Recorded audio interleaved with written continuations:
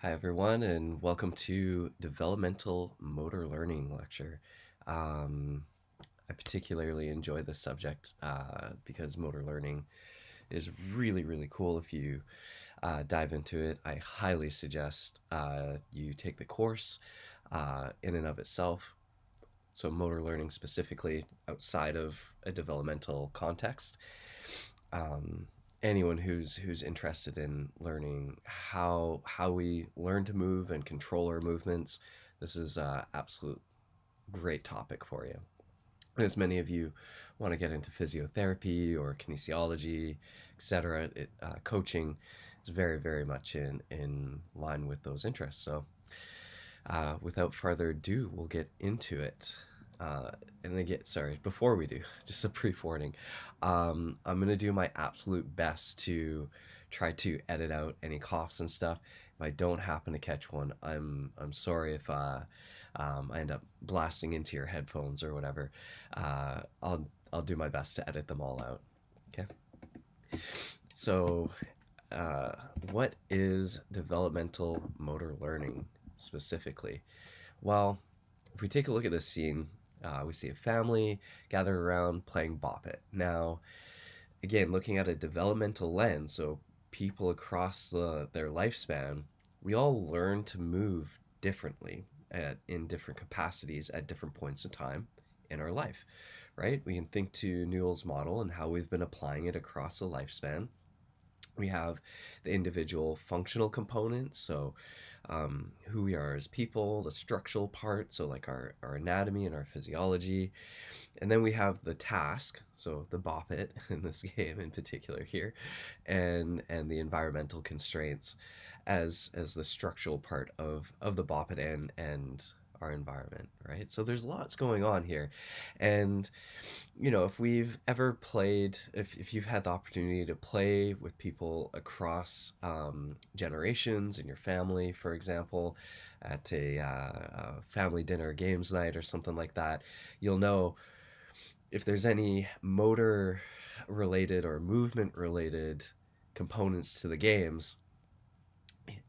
There's a very distinct picture, I think, in a lot of our minds as far as how we maybe as kids moved, or our older cousins at that point in time, so probably around the ages that we are now, parents, grandparents, they all tended to move differently, as well as learning how to play the games differently.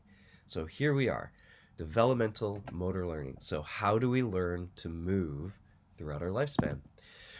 Um, yeah. So, uh, to cover the topic, we're going to introduce developmental motor learning.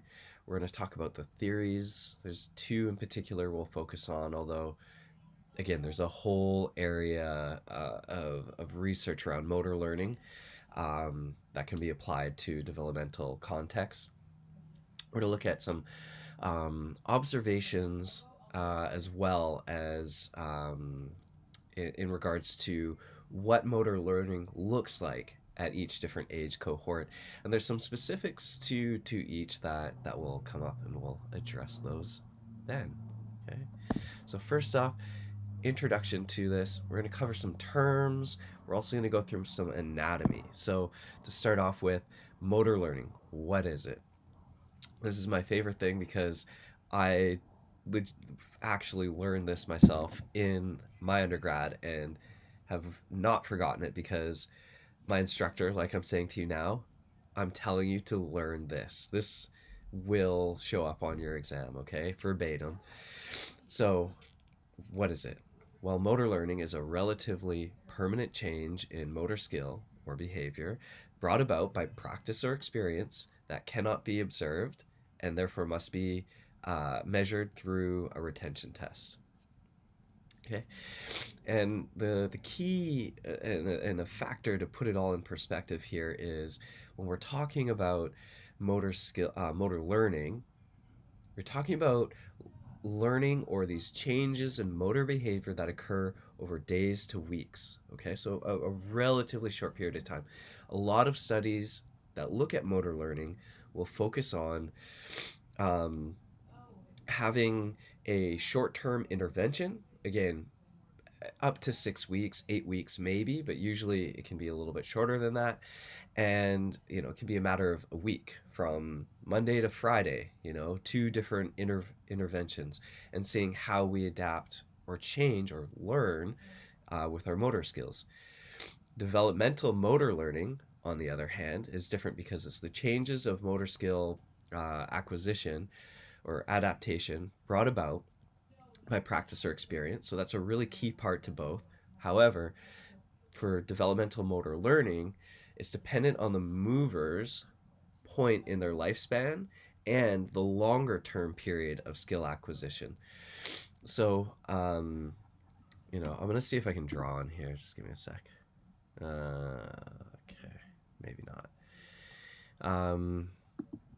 So if we kind of had a chart, you can think of an X and a Y axis here.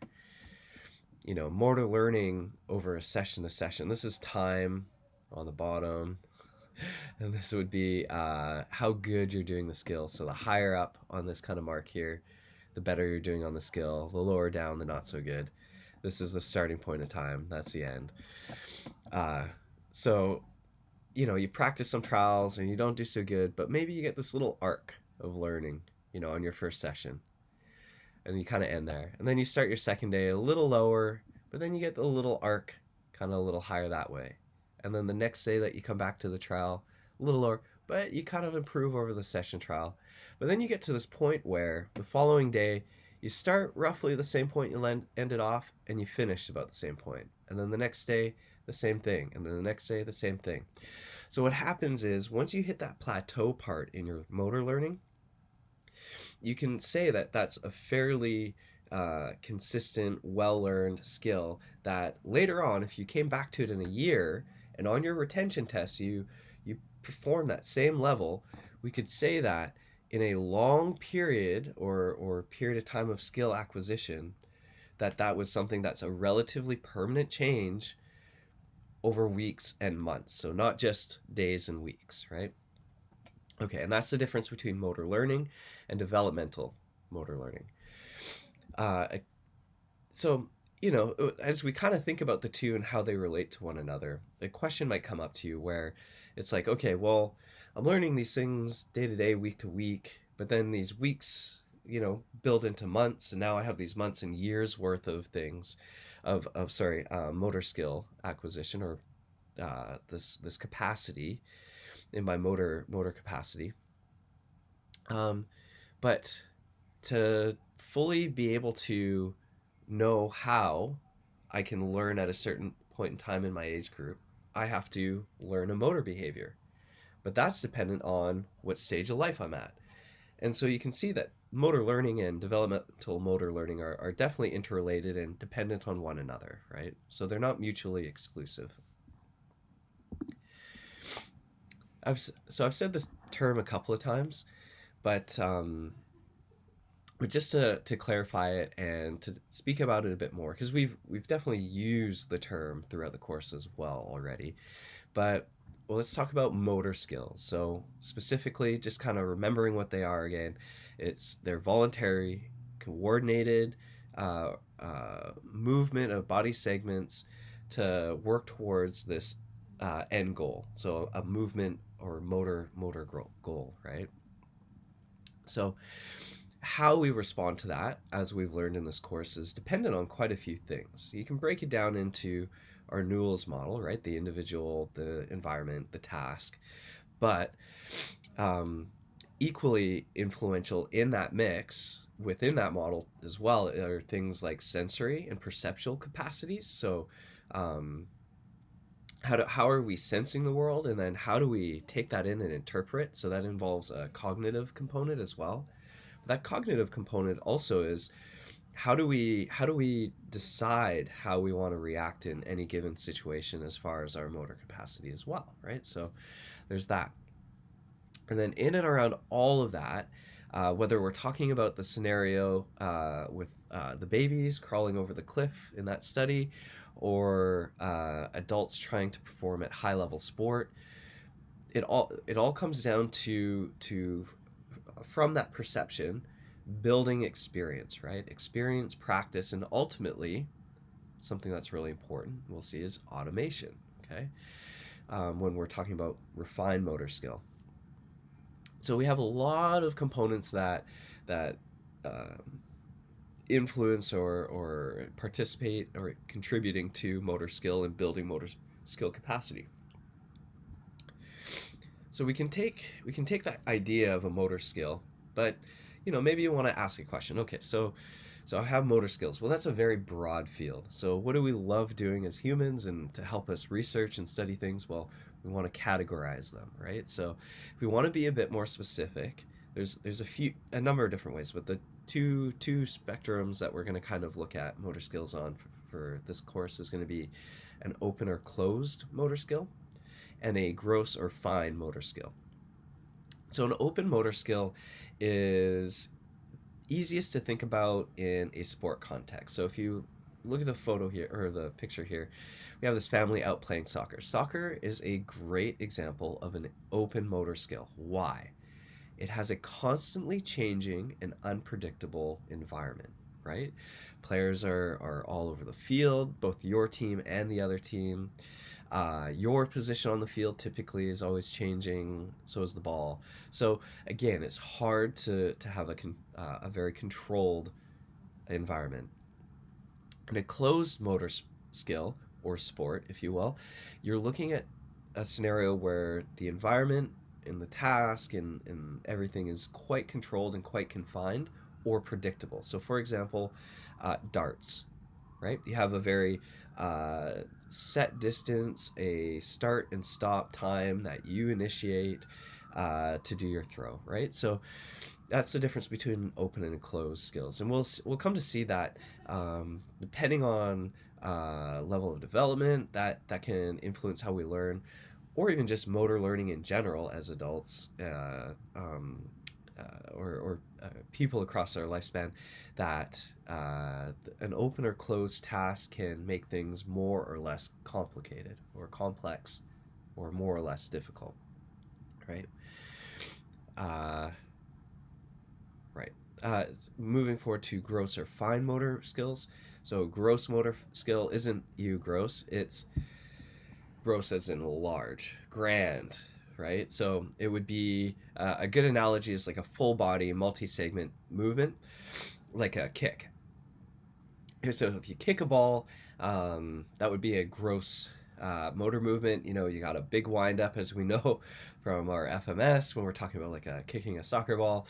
We have that cross body rotation, arms are set. So gross motor skill. Other ones would be walking or getting up out of bed, for example. Okay. A fine motor skill, on the other hand, typically requires very little movement with the body. It's usually confined to, say, hands. Object manipulation is very common use for fine motor skills. And it's usually requires, again, very fine, detailed movement. So handwriting would be an example of a fine motor skill. Twisting the bottle cap off of a pop bottle would be a fine motor skill. Okay. And again, we're going to come back to this when we talk about different ages across the lifespan and how these different types of motor skills are contribute to that particular age cohort's capacity or lack of capacity for motor learning.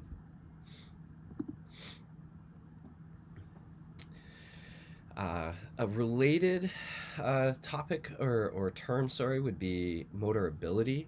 So motor ability is this general trait or capacity that an individual has in order to be able to perform a certain skill. And a lot of components to a motor ability will have these kind of like little contributing layers of motor skills that someone might have to have achieved in order to be able to do the skill. So if we think back to one of the first chapters where we're talking about skill limiters or controllers, where different systems of the body can be at different places of development, And it's not until all systems kind of reach a certain level that we're able to perform certain skills, right? So our motor abilities is the things like aiming, balance, multi-limb coordination, that sort of thing. And all of these would add up to, say, allow someone to be able to kick a soccer ball. And we can see over here our kiddo is about to miss a water balloon because there's probably some sort of hand-eye coordination, visual perceptual issues that are adding to a poor perception of temporal or timing, and therefore isn't positioned quite well to make a good catch here. They will get nice and cool on a hot sunny day though, so that's nice for them. Okay, so you can take a little brief pause here from the video. Make sure you give yourself a moment, or if you're working with a lab or a study buddy or something like that, you can discuss this. But if you're just at home going through this yourself, go back and just kind of revisit the terms that we just went through. Try coming up with your own examples for each. That's a great way to help ingrain the terms. Okay, so I'll let you go through that. My suggestion would be, with these examples, try to think of one sport where you might apply all these terms to and developmentally over time by comparing, say, like a young child and an older adult, and then see how you'd explain the two in one sport over all the different terms. Okay, so anatomy of motor memories. This is, I love neuroanatomy, and I hope a lot of you see just the wonder that is your brains, because there's an allotment of neurons that make you and allow you to do everything you can do. That's pretty phenomenal if you ask me. So if we take a little peek here, we're going to narrow our scope, because the brain is this mushy blob of a thing that is so complex, but fortunately we can break it down into smaller scopes for study. And we're just going to look at the component primarily involved in motor memory. Okay, so motor memory is, a lot of people will refer to it as muscle memory. And I just, if from this course on, if you ever take one thing away from this course, I hope it's that you never use the term muscle memory ever again, because your muscles don't memorize anything. It's all your brain, okay? And even then, it's a very distributed function across your brain, okay? So a motor memory, if you remember back to one of our previous classes where we're talking about information processing, it's essentially the component where after we get input, we're able to perceive something, we've organized and figured out that we want to make a response from all this sensory information, and our organization centers, we're going to have a signal sent up to a certain part of our brain, which is this part here, the parietal lobe, or our motor cortex. And from there, we have these neural networks or chains of neurons that are involved in certain memories or motor memories. Okay, so what do I mean by that? Well, your brain, and they've done fMRI or functional MRI studies where they can see brain activity while you're doing tasks in real time. It's phenomenal technology. It's great. So they'll get people to do a task that's very familiar to them. So for example, brushing your teeth. And what they'll find is that there's a very common similar recruitment in this neural pathway or these neural networks to relate to or represent brushing your teeth. Okay, so where is this housed? Well, as I already mentioned, in the parietal lobe. And just to give you a bit of a better pathway structural overview of how the brain is generally set up here in relation to motor function. So motor function is just more broadly moving and executing movement, and that can be in a very dynamic sense or a bit of an automated sense. So the way that works is obviously, as we've spoken about before, we get sensory input in, our brain perceives it. So we can perceive it in a few different ways. So let's say we get some visual input. Well, that's going to go back here to the occipital lobe. And at the occipital lobe, that's going to where we see our actual images in our brain. That's where it's perceived. It's going to send a signal deep in our brain. Now, we can't really see it here. We need like a cutaway. There's these central structures within our brain. There's a number of them. There's the substantia nigra. There's the hippocampus. There's a lot of midbrain centers, thalamus. So, but really, what they do is they're kind of like a relay and integration center. So they take this information from the occipital lobe. Maybe we have some sensory information from our body, so that comes up our spinal cord, goes into our sensory cortex, which is primarily here, anterior to the central sulci, which is this thing. And so we get some sensory information here, we get visual information here, and more or less it hits our relay centers midbrain, and then we get this recruitment of some sort of a response in our motor cortex. Okay, and this is all very instantaneous. It's absolutely spectacular. So again, we have a quite distributed function for our motor function, or our motor control, how we control our movement throughout our brain. But the actual motor neurons that represent maybe like a structural version of our motor programming will be here in the parietal lobe. Okay. Most specifically, this is the kicker. This is where we get to see a really cool study, is the left parietal lobe. Okay, so on this side of the brain in particular. Now, how the heck would we know that? Well, yes, nowadays we could have some fMRI or functional MRI imaging that will show us that's where most of the activity is being done. But there's this, there's another pathway that's really interesting that we can take to figure this out, and that is studying people with brain damage, in particular in their left parietal lobe. So stroke is a medical event that can happen where part of someone's brain essentially loses blood flow. Okay, so that part of their brain dies, so they get a stroke. There's a few different ways that can happen. It could be a blood clot or a air emboli or something. There's a few different ways, but so essentially that part of the person's brain becomes affected. It dies. Now, you all know neuroplasticity allows these people to gain function back and do different movements or say words again, or etc. Because we learned about neuroplasticity previously. But what we can do is, with those areas that are affected on these individuals, is conduct studies where we kind of rule out that part of the brain can work. So we can compare them to people where people have intact components of that part of the brain and say, okay, in one case we have a healthy normal functioning brain, and in this other condition there's not. There's been a stroke and that part of the brain is not functioning anymore, and then we can compare the two, right? So our control group in this one study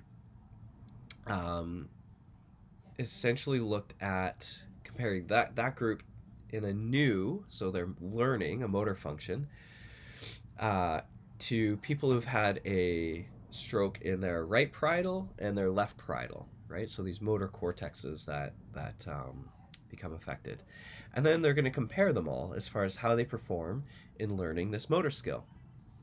So the setup for this the study was, they had this mirror covering their arm, so they can't see what they're actually doing, and a little mouse with a cursor, and this mirror is reflected with a TV facing towards it.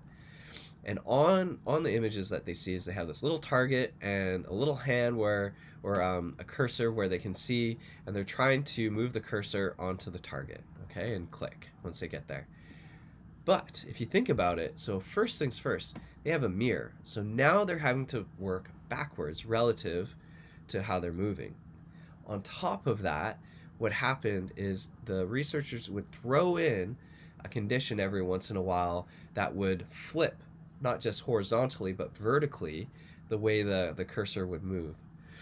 So what does that all mean? Well, we have this person and peoples, some with a brain injury, some without, that are trying to learn a new motor skill. So it's essentially backwards. Um, essentially backwards or upside down, or essentially it varies conditions. But the idea is once the change is made, you need to learn and adapt. So it's really about adapting and how quick you can learn a new movement pattern. So taking something that might be familiar, learning it, having to unlearn, relearn something new, and adapt, and making a new motor program or a new motor neural network for this movement in your head. Okay, so let's see what they found with this. Well, when looking at the right normal control, so healthy brain, non-stroke brains, their performance was here kind of rated in the blue. So we can see the number of cycles, so this is number of trials that they did, and what direction their error was in. So we found at the beginning in the blue here, they were quite off. Okay, so a magnitude of 30, relatively speaking, as far as degrees in error. But over more and more trials, it progressively got better and better. And this is even with little changes made throughout. They'd adapt, they'd decrease in performance and adapt, decrease and adapt. Okay. People with right parietal damage, so people who had a stroke to right parietal brain, also did about the same. Okay, so they're able to still use, for their right hands, their left part of their brains. So that's a pretty important part to know if you didn't know already. The left part of your brain controls the right side of your body, and vice versa. So the right side of your brain controls your left side of your body. Okay. But what happened with right-handed people when their left parietal brain was damaged? Well, you can see compared to the control group, they systematically and regularly across trials did not improve. So they weren't able to adapt or learn a new motor capacity to lay this kind of neural network down. Okay, so now so you can just see that they didn't improve as much, right?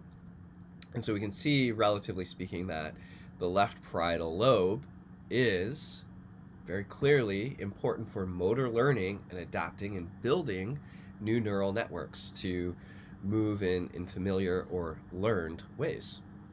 Okay, that's pretty cool, hey? Great. So from that, so where have we gone so far? We've kind of got this idea of what motor skills are, what motor learning is, developmental motor learning. We even know kind of some of the structures in the brain now that are really important for this motor learning to occur. But how does this process happen? Kind of from a larger, again, theoretical perspective, right? How do we take this information, we see something, how do we take it, ingrain it, learn it, not just for 26 trials, but for over the span of a lifetime, right? So developmentally, okay? So one of the first more prevalent models that you see in developmental motor learning is the Fitz and Posener. Okay? And again, the date isn't exactly important. It's just good to get an idea of context. And so they propose this 3 stages of motor learning process. So they start off, number 1 is a cognitive stage. So when we go to learn a new motor skill, we have to take time and energy trying to understand the task, how we're going to move to be able to accommodate this task, and it takes quite a bit of trial and error. And if we can think back to toddlers, when they're trying to navigate the world, figure out how to move their bodies to achieve certain goals, we can really see that trial and error process occurring, especially in a dynamic sort of sense. So like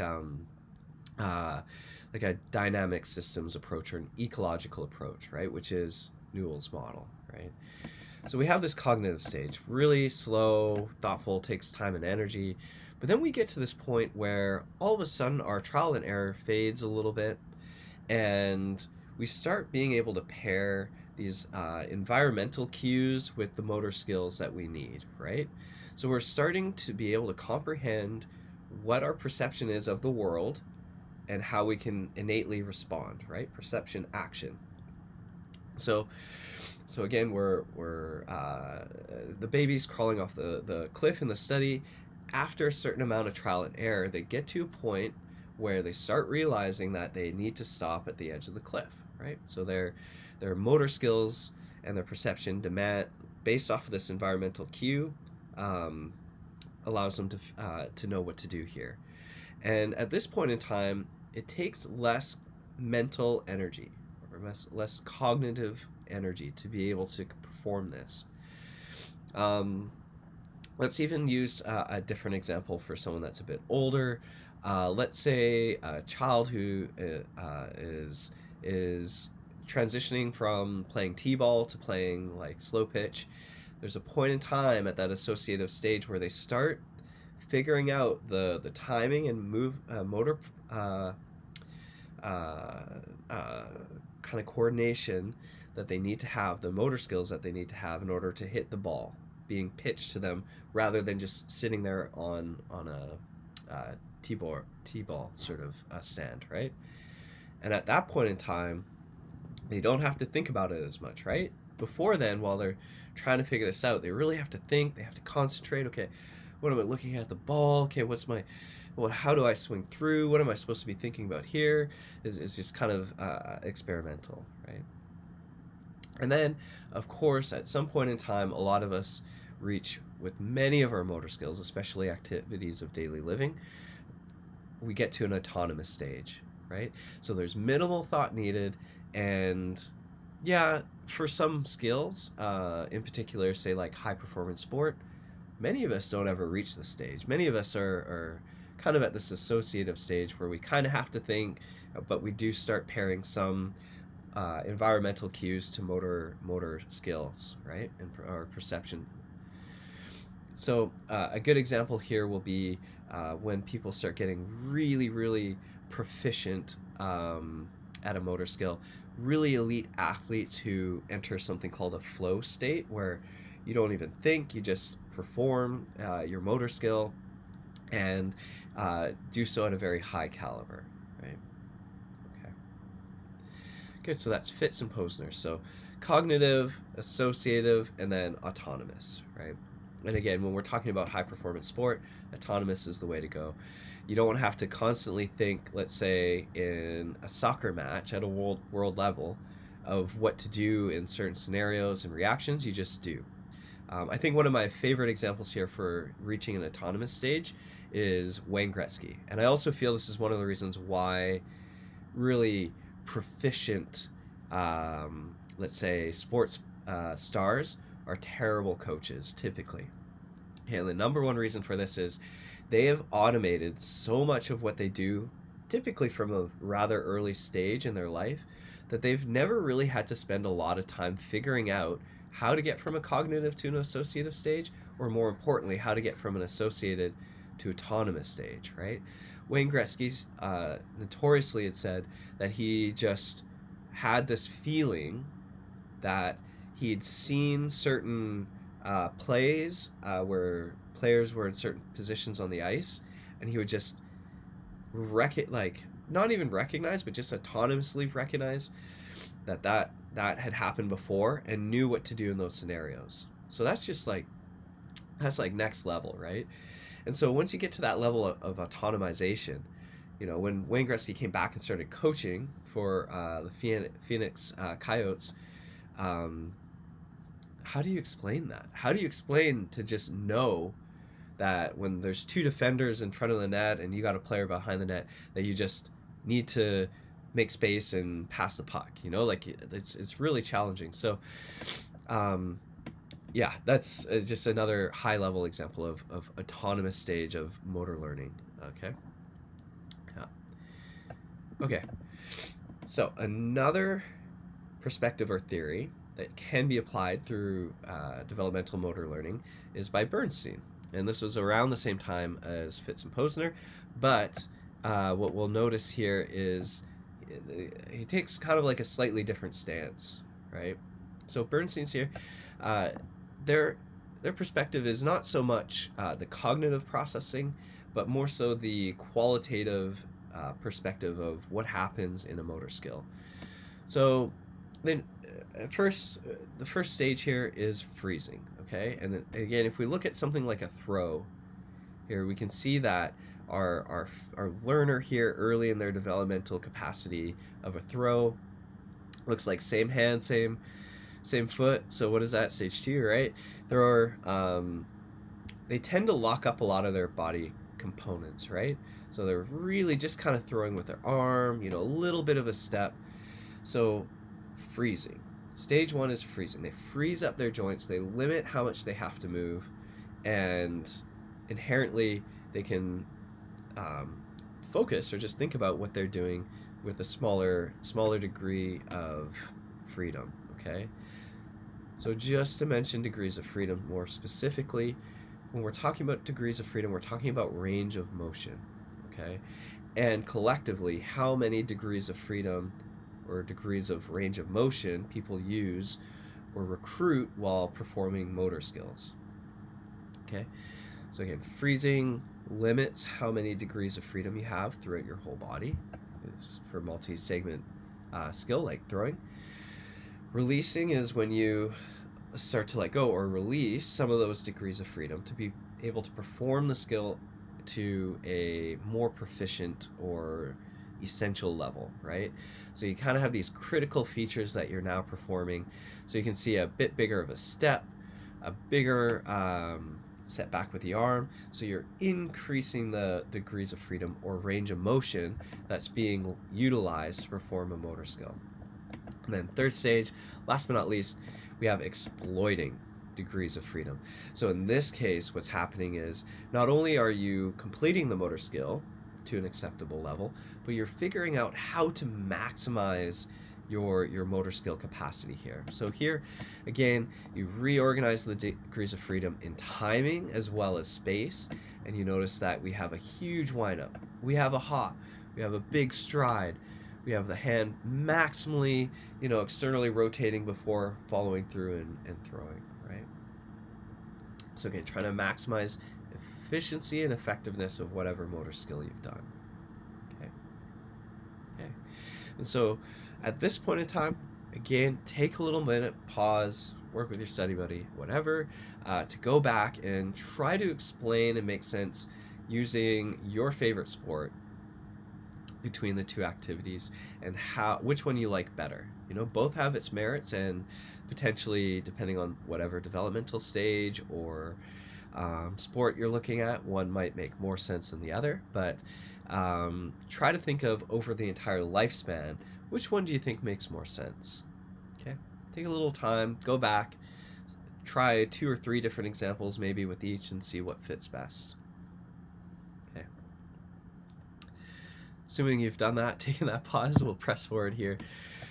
Okay, so again, we've seen what a motor skill is, contributing factors to that, how we learn, and what motor learning is from a developmental perspective, but also now some anatomy, how it happens in the brain, and some theories as to how we do this at different stages.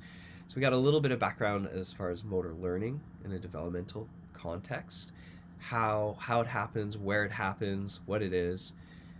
So now let's take a little peek at different cohorts throughout the lifespan that will help explain this a bit more detailed. Okay, so we'll go through each cohort.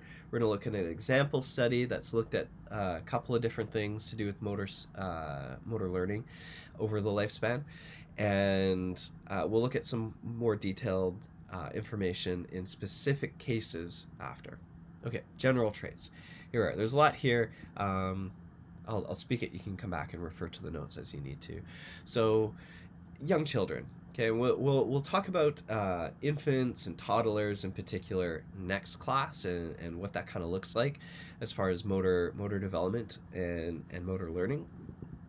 But young children in particular, so school age, let's say 5 and up, need to explore and develop an understanding of basic motor affordances. So let's review what that means. So an affordance is when you look at your environment and you see something in it that allows you to move, or it doesn't, right? So it's kind of like motor capacities based off of the environment, and that's a really important key feature for Newell's model, right?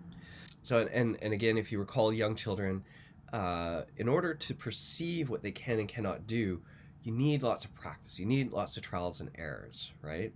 And not just to be able to do something specific, but to be able to do lots of different things, right? You need activities of daily living, like walking around and sitting and standing and brushing your teeth and making food and eating and drinking and clothing yourself, right? Like these are all really important things that young children don't always know how to do quite yet, or know how to do proficiently. So when you try to give them a specific motor skill to learn and improve on, typically what you see is that that specific skill doesn't always improve really quickly, okay? Because these foundational things, these ideas or perception or knowing how to respond to environmental cues is not there yet. Okay, they're still trying to figure it out, right? But occasionally with practice, like you'll find that across the entire lifespan, we can learn to perform motor skills better, right?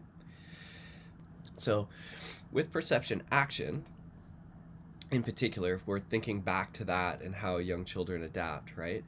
We need to be able to understand this perception of the world. And we can't do that if cognitively we're not there yet. We can't do that if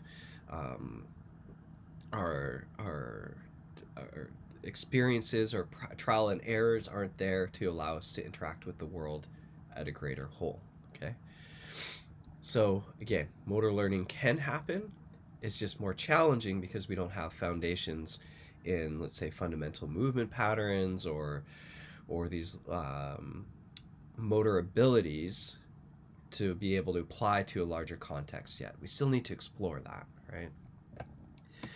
Children, so now we're talking like 5 to, let's say, 10-ish, they have these fundamental, maybe a bit older than that. Let's say 6 and to 10-ish. They have these fundamentals achieved. We perceptually can understand what we can and can't do interacting in our world. We have some foundational capacity of what our and knowledge of what our affordances are in the world, okay?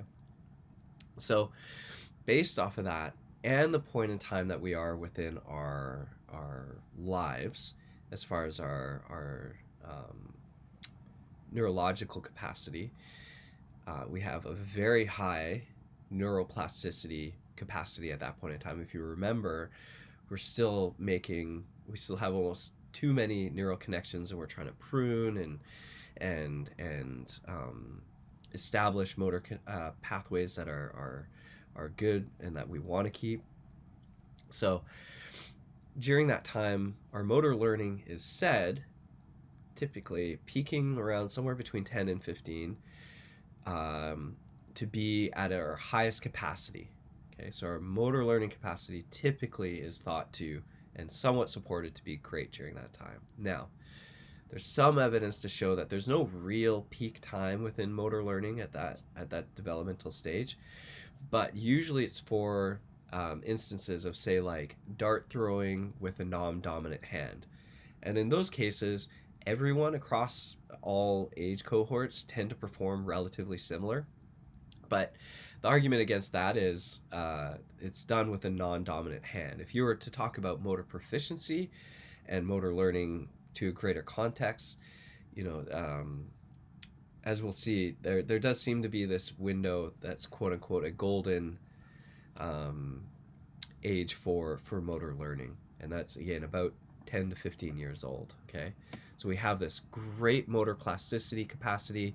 We have our foundational perceptual elements for our movement patterns established. And so we have this building block that we can grow on and the capacity to grow. Okay. Adolescents and young adults, they reach peak perception, neuroplasticity, nerve conductivity, again around 15, and this continues on to stay relatively high in function and facility for, again, depending on the task and for how long, till about the age of 20 to 25. Okay. Once you get to adulthood, some of these skills kind of decline, plateau for a bit. Again, it depends on the task, and we'll get to that in a second.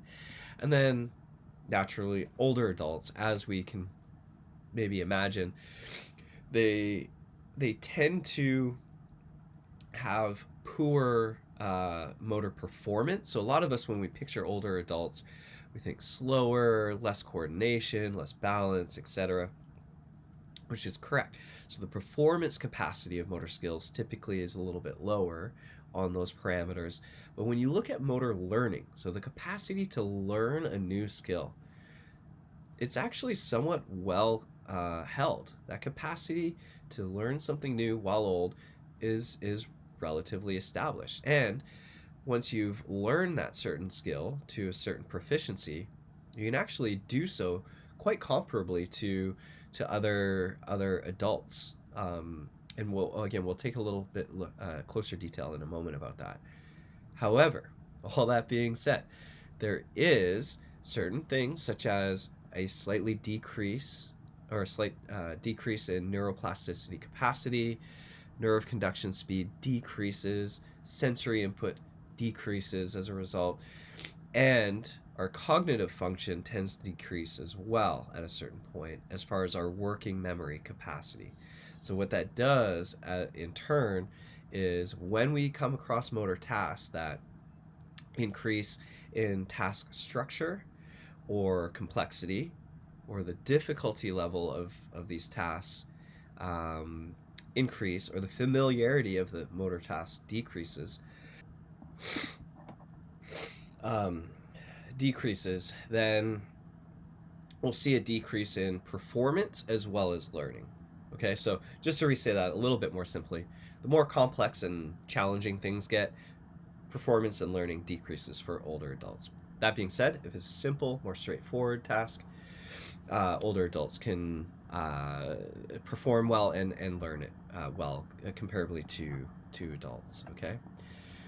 So again, I want to reiterate that despite, say, young children and older adults seeming to have, say, less learning capacity or less performance capacity, that regardless of what age, considerable improvements in motor learning can be achieved with practice. Okay, so let's look at a study that was kind of cool that looked at this specifically between two different tasks. So one of the tasks was juggling two balls with one hand, and the other was lacrosse, okay, and catching a ball. So this study looked at different age cohorts all across the lifespan. I think their oldest participant was in their 90s, which is pretty impressive to be involved in some research. And we can see that they just awarded points for successful trials with juggling, as demonstrated here. And we'll see that their pretest 1, so how they performed on the task 1 across the lifespan, looks something like this. Kind of got a wave. And they could do this either with, they started with scarves, and then when they became proficient with scarves, they tried with more solid balls here. But so pretest 2, juggling, seemed to see some improvement already between their first and second trials. Then after the intervention of practicing, I forget exactly how many trials they did. I think it was like 135 a session or something like that. That's probably why there's the upper limit there. We can see the increase between 5 and 9-year-olds increased quite a bit, but the largest almost looks like 15 to 19, right? We see a big jump between pretest 2 and their post-test, right? And then a fairly equitable learning curve throughout the rest of the lifespan. There's not any, it's fairly plateaued, fairly similar throughout, even actually from that point onward, from 20 to 24 onward, you see a relatively similar increase in learning across the lifespan, of course, until we get to the very late stages of life, 80 years or plus, okay? So again, what you're observing here is the capacity for learning a relatively closed motor skill over the lifespan, okay? So they control the motor task. It's somewhat predictable, you know, the rate at which the scars or the balls will fall, and you can learn this motor pattern, okay? Okay, so if we look at the next task, which was catching a lacrosse ball. Now what they did with this task was they would throw the ball in different kind of places and distances and stuff. So always within grasp of the catcher, but it wasn't like a single predictable task. So what we did, or what these researchers did, sorry, between this condition and their second condition, was increase the complexity, difficulty, and predictability of how to perform this motor skill. Okay. So what did we find? Well, it looks different, doesn't it? Instead of this plateau and then a final drop right at the very end, or a peak, you know, around 15 to 25, we still get this peak again around, let's say, 15 to 25-ish, but we see this fairly linear regression or trough off of capacity in performance as we get into older adulthood. So again, this just goes to demonstrate that in certain tasks, in specific task difficulty or complexity, older adults do typically learn about the same, right? They still have some room for learning. They just don't necessarily perform at the same level, okay? Maybe a little bit less learning somewhere here around 70. There's a little bit less of a jump there. But if you look here, there's also a very similar small jump early in life. Yeah, good. So there's a few other metrics that we can look at to compare older and younger people and how they perform in motor skills. And one of motor learning's favorite go-to tests from very early on is reaction time. Okay, there's a few different ways that different studies will use reaction time. One of them, or two of them, is simple reaction time. So you get the stimulus, so like a light or a beep or something to cue you, and very quickly, usually you have to hit a button or something like that. Okay, so that's your reaction time. So the length of time from stimulus to response. Okay, you can complicate that and make it more challenging as far as its complexity by increasing the number of choices both in stimuli and response. Okay, so again, if you have stimulus 1, 2, or 3, if you have 1, you have to hit button A. If you have 2, you have to hit button B, and 3, you have to hit C. Okay, so it's called choice, or simple reaction time and choice reaction time. And naturally, as we can imagine, the more choices that we have to make, our reaction time decreases, right? Okay, so when faced with this simple versus complex, choice reaction time, we'll notice that children in particular are quite a bit slower. And one of the reasons or thoughts behind that is their processing speed as far as trying to figure out proper selections slows down. Also, in young children, their nerve conduction, even in a simple reaction time test, tends to be not quite as quick as, say, that ideal time frame between, say, 10 to 25 or 15 to 25, right? So we see a nice peak around 15 that continues on for a decade or so. Now, older adults, again, also a bit slower as we've seen previously, but in particular, not so much with simple reaction time. So simple reaction time, there is a decrease, but not too significant. Simple motor tasks, you can still see quite a significant learning capacity there. So, and of course, with older adults, it's really, really important for learning, like if there's an injury for rehab, having to relearn activities of daily living or something like that. It's really important to know that older adults definitely can learn new motor skills or relearn motor functions. But we'll find that, again, simple tasks, much easier, or tasks that are very familiar are easier to learn or become more proficient at or relearn. But once we start getting more complicated choice reaction times involved, we see reaction speeds decrease quite a bit in performance relative to say, simple reaction tests and other age cohorts.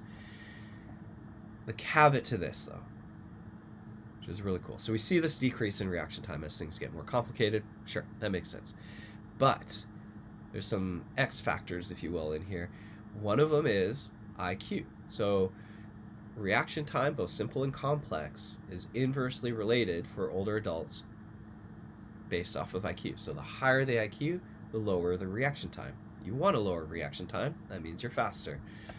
Similarly, it's also inversely related for those that are physically active and participate in exercise.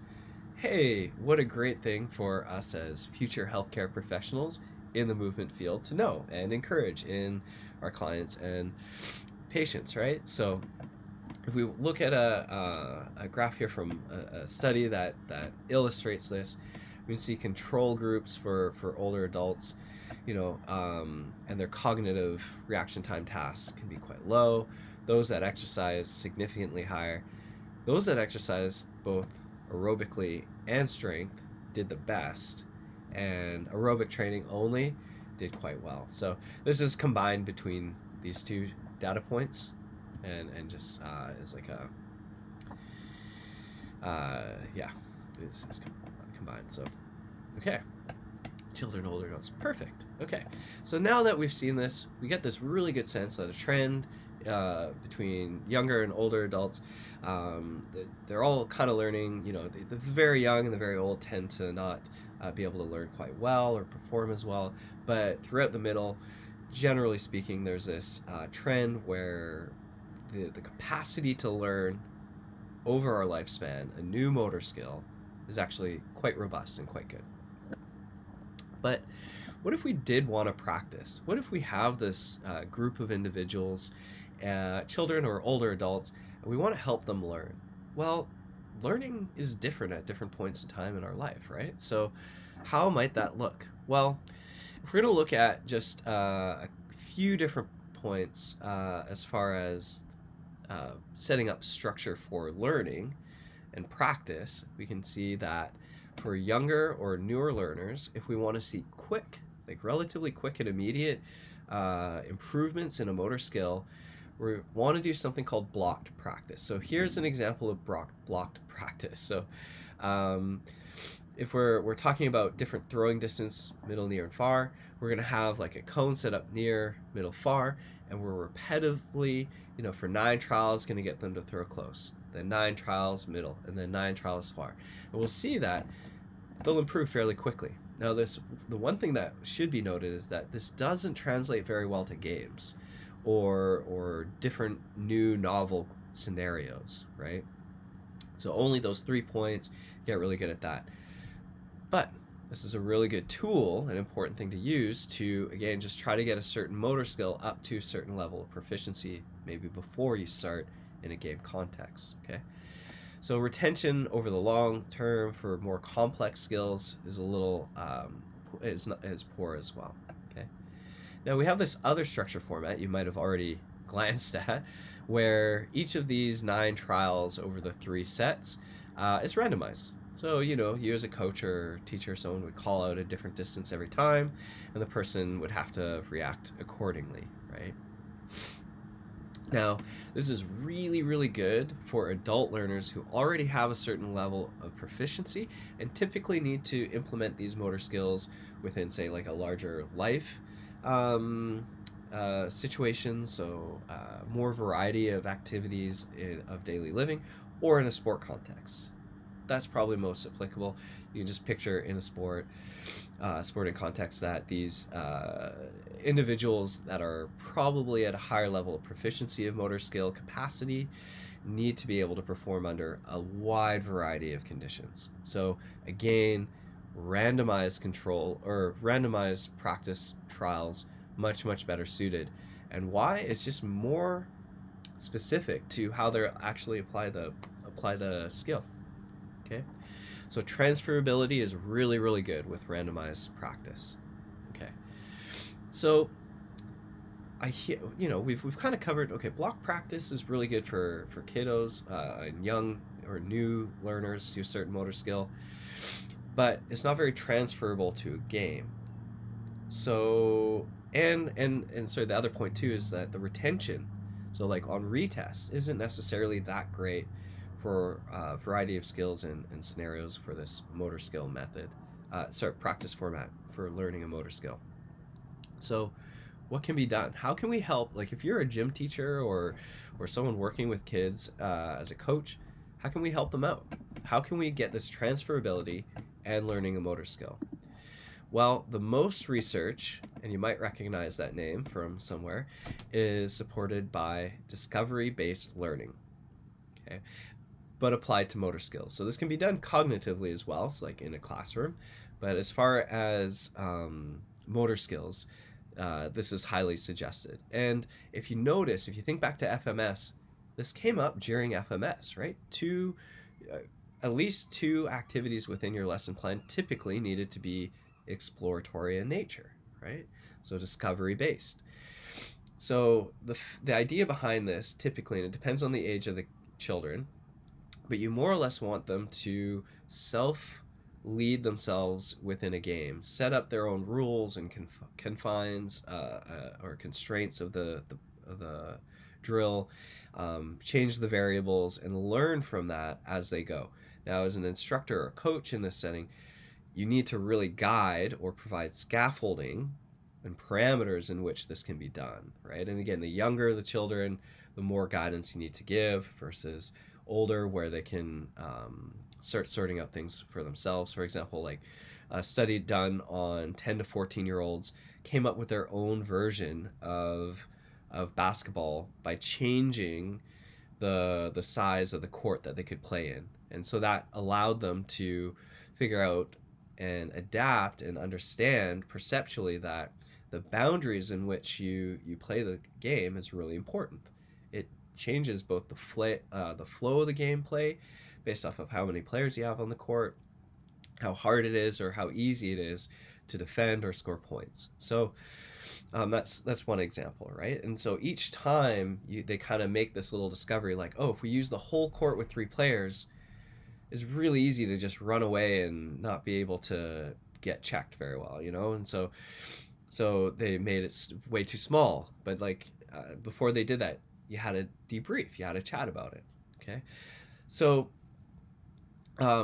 why is it important to kind of approach things this way? Well, one, it helps young learners understand tactics of the game while also practicing and implementing their skills. So as we've come across before, it allows generalizability as well as specialization in these motor skills, and their applicability to the context. As I also kind of illustrated there, is kids learn that it's not just the motor skill that they need to practice and learn, it's a larger context, and that the position of other players or the positions of themselves or where they are on the field or court become really important. And out of all the sports and motor skills where this is kind of best implemented would be for invasion sports. Now, sounds kind of a little intense, but all that is describing sports where other players can invade your space, or others, it's usually teams or ball-based, so hockey, soccer, basketball, that sort of sports, okay? Yeah, I think one more example with this would be good. So there was a study done where football players, they had kids essentially again, around the 10 to 14 age mark, figure out this game where someone was quarterback, they'd throw a ball, and the receiver had to catch. Okay, so what happened with this kind of this discovery-based learning is they're doing this drill, and then it was actually the coach who stepped in and just changed some of the constraints. So they noticed one person was really just throwing the ball really poorly, and the receiver wasn't catching it, and they asked the passer, like, what's going on? They're like, oh, the receiver isn't catching my pass very well. So what they did is they confined the defender. They had a defender and a receiver go every time they go to pass the ball. So they confined the defender to a certain area and then had them run the drill. And the thrower essentially got to this conclusion themselves that, oh, I want the receiver to be able to catch the ball. So I need to be able to throw it in a way that the receiver can actually catch it, and the defender is kind of messing that all up. So how can I help the receiver catch the ball? So it was this kind of moment where this football player, thrower, who's being quarterback for the moment, didn't even have the realization that they wanted to throw a pass easily catchable by the receiver, right? So this led to this whole kind of aha moment. Okay. Anyway, discovery-based learning. So again, it's a way where they can start practicing skills, but applying it and figuring out how it works within a tactic or game scenario. Okay, and that's it. That was lecture for today. Here's your learning objectives. Again, as you go through these and try to answer them, it's a great note for studying for your final quiz. Okay. Take care. Hope you're well. Let me know if you have any questions. Feel free to email me. Okay, bye for now.